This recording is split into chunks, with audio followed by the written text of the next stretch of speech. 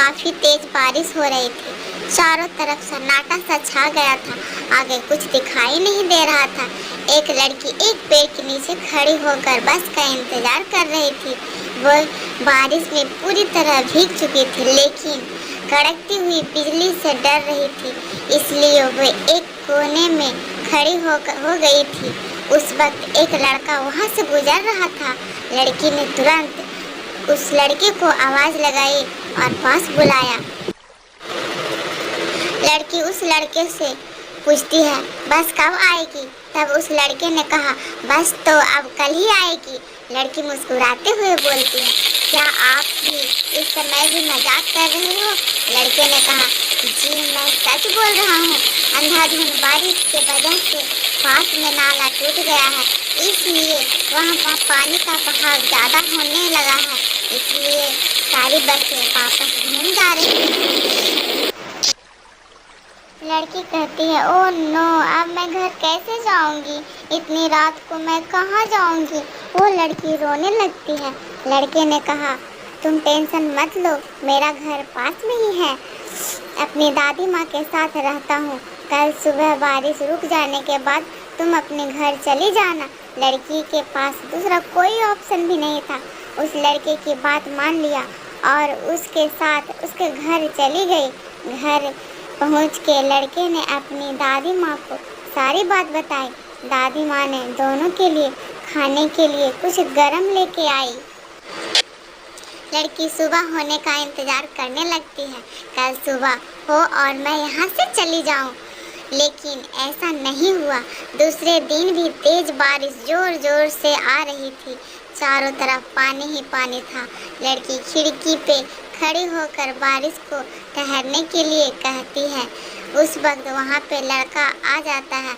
बारिश को कहता है, हे बारिश, तूने रो रो के बुरा हाल कर दिया है, लेकिन ये लड़की को क्यों रुला रहे हो? तुम बाहर रो रहे हो और ये लड़की घर में रो रही है। यह सुन के लड़की हंसने लगती है। लड़की ने कहा, मेरा नाम आयशा है। लड़के ने कहा, मेरा नाम कृष्णा है। दोनों आपस में अपने बारे में बातें करने लगे। बातों बातों में दोनों को पता ही नहीं चला कब रात हो गई।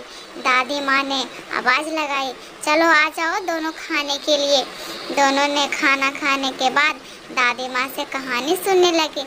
आयशा कृष्णा के दादी के लिए प्यार देखकर बहुत खुश हुई।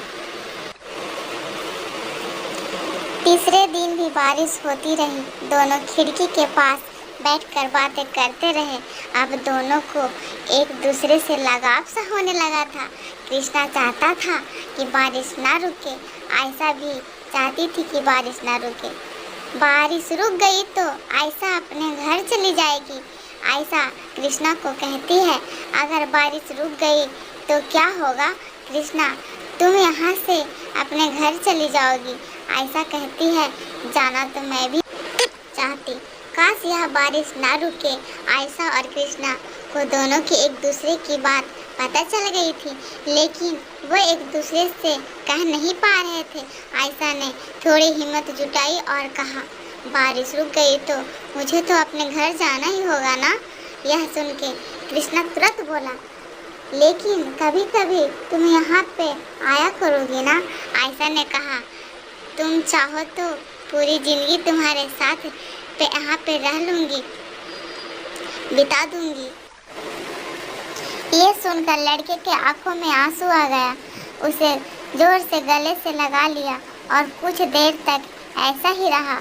कुछ देर बाद दोनों बारिश में बहुत भीगे। बारिश छूटने के बाद लड़की अपने घर चली गई और उन दोनों ने आपस में मिलते रहते थे। कुछ दिन बाद दोनों शादी कर लेते हैं और दोनों साथ में बहुत खुश हैं। वो लड़की दादी को भी बहुत खुश रखती